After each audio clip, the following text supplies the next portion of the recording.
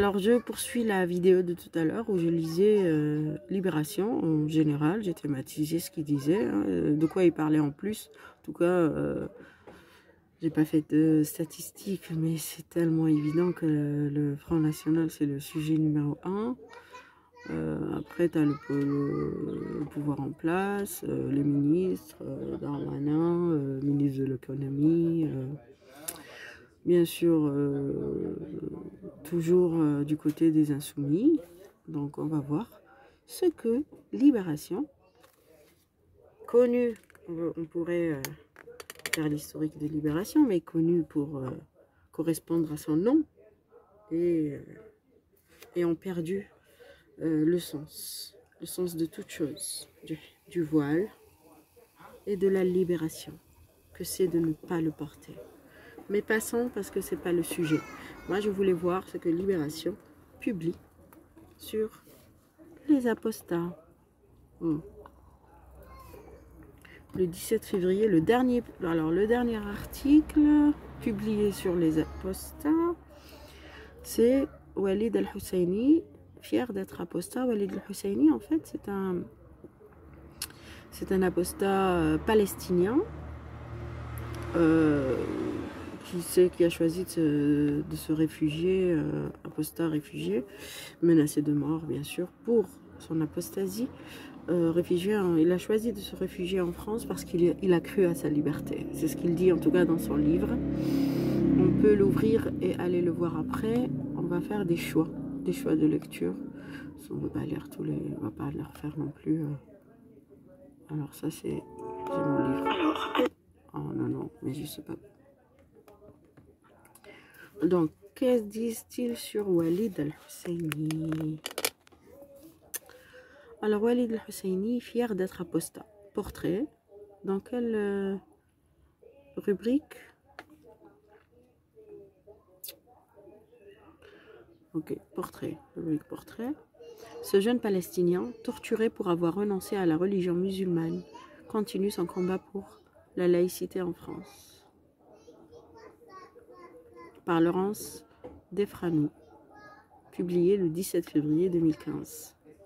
Walid Al-Husseini ne tremble pas pour prouver que ces 10 mois dans une géole palestinienne ne lui ont pas laissé de séquelles. Il tend ses bras à l'équerre par-dessus les assiettes de mezzé. Il a cette drôle d'expression, torture douce, pour décrire les sévices qui ne laissent pas de traces.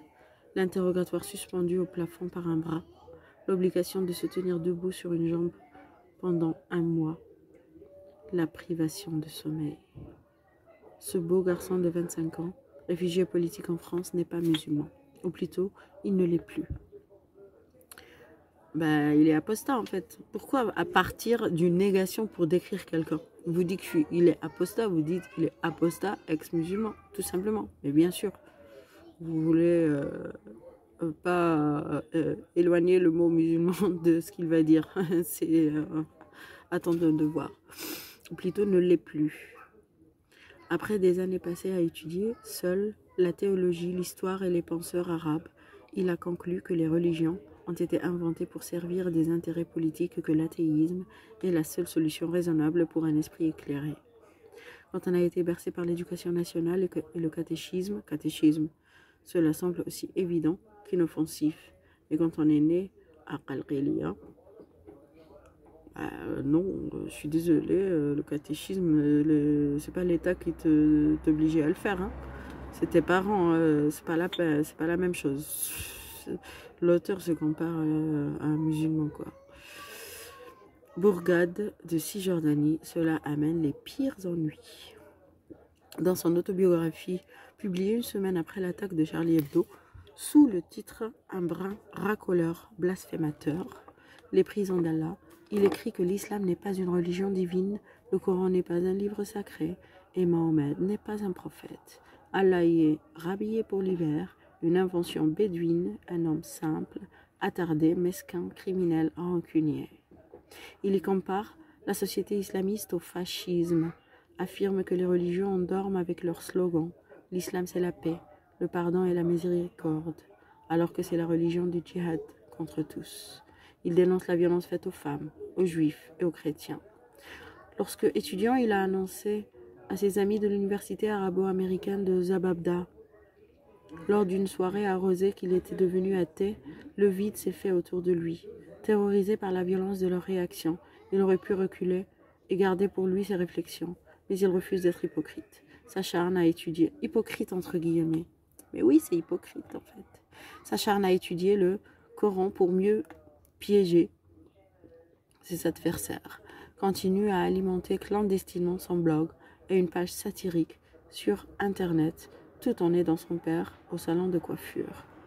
Il est emprisonné en 2010. L'autorité palestinienne lui reproche son apostasie, alors que la constitution locale garantit théoriquement la liberté d'expression et de croyance, comme en Algérie. Il a 21 ans et ni les persécutions ni les menaces ne le font renoncer à ses convictions. Son procès reporté une énième fois, il est libéré et se résout à quitter Al-Qiliya. Il est encore amer du silence de mort des organisations des droits de l'homme en Palestine pendant sa détention arbitraire. Le silence de mort des organisations des droits de l'homme en Palestine pendant sa détention arbitraire. Imaginez des organisations financées mais de malades, mais par tous les pays, pour libérer un peuple, et ça c'est louable, je veux bien, mais qu'il ne lève pas le doigt, bien sûr, ou son droit de l'homme pour défendre un apostat palestinien emprisonné pour sa croyance. Mais c'est quoi ces associations? C'est les associations type Sihamidi et Baraka City. Faut arrêter, hein? Donc je continue. Ils s'enfuient en 2012 par la Jordanie, évitant le territoire israélien par crainte de conforter les adeptes du complot occidental. Comme tout opposant palestinien, il est accusé d'être un agent du Mossad, bien sûr, lui qui souhaite la fin des hostilités entre les deux peuples. La France lui offre, en quelques jours, le statut de réfugié politique. Il s'arrache définitivement à l'affection et au petit plat de sa dévote mère, à ses 7 petits frères et sœurs, nés en rafale après lui. Ils n'obtiendront jamais de passeport, ce serait vu comme une tentative de fuite pour rejoindre le mécréant. Il lui raconte que, pour se protéger, ils ont redoublé d'ardeur à la mosquée, mais qu'ils le soutiennent dans leur cœur. Pourtant, sa page Wikipédia affirme que sa mère voudrait le voir en prison. Il paraît aussi que je fais de la magie noire. Je suis habituée à ces conneries, même si elles font mal. L'autorité palestinienne a même inventé des excuses en son nom sur la page d'accueil de son blog. Internet sera la tombe des religions, prédit-il, mais en attendant, c'est une arme à double tranchant.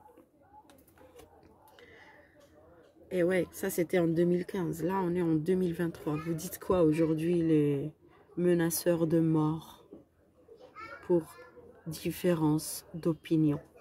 Vous dites quoi face à ça? Vous dites quoi les associations palestiniennes qui ne défendaient pas un apostat emprisonné et torturé? Pourquoi?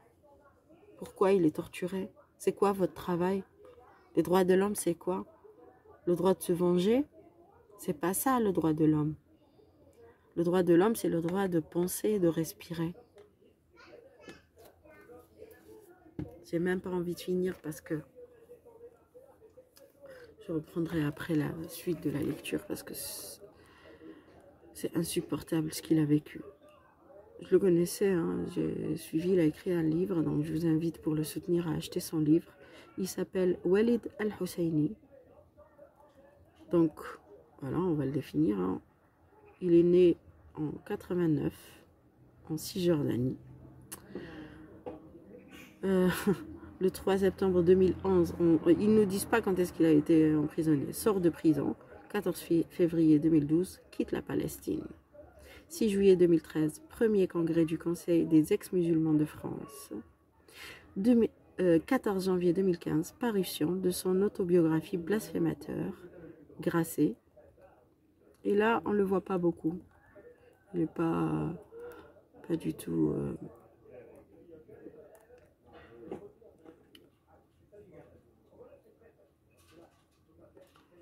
Voilà, c'était tout ce que je voulais... Non, c'est pas tout, hein, Libé. Bon, on va lire que les titres parce que... Julien, postérité de l'apostat, c'était à Lutèce par une nuit embrumée d'hiver, tout près de ceux qui... Bon, le président afghan, pourquoi il parle d'apostat maintenant? En 2008, wow. Oh purée, rien, ça m'a libération. C'est quoi votre travail, libération, si vous cherchez pas les causes, si vous... pas chercher, si vous ne dénoncez pas ou soutenez pas les causes qui parlent de libération. Les apostats veulent une libération. Ils veulent une libération, c'est tout. Et libération devrait être leur porte-voix. Libération. Pas F de souche. Libération. N'est-ce pas? Et merci pour toutes les tortures qui n'ont pas été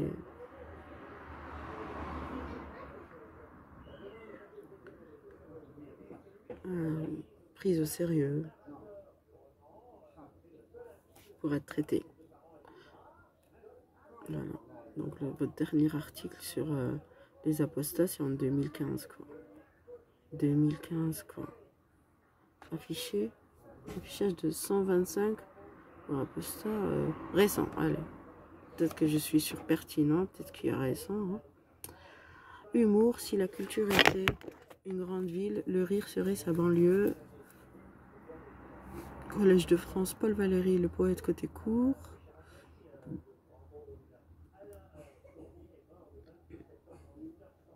Elisabeth Finch, que des vieux trucs.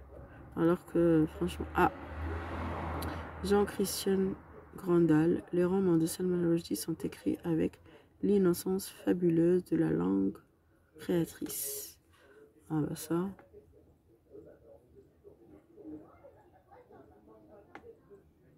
« 2022. Vous étiez bien obligés. Genre, Libé, ils ne parlent que quand ils sont obligés. Que quand tous les journaux, on parle et qu'il se passe quelque chose. Vive Salman Rushdie. Bon, je vous lis quand même. Hein. Vous voyez que je suis pas sectaire, moi. Moi, je lis tout. Tout ce qui m'intéresse. Vous parlez de Salman Rushdie, je vous lis. Vous parlez de Zineb El Rhazoui, je vous lis. Ah, tiens, Zineb El Rhazoui. C'est pas que je veux pas lire Salman Rushdie, ça, je vais le faire après. Allez.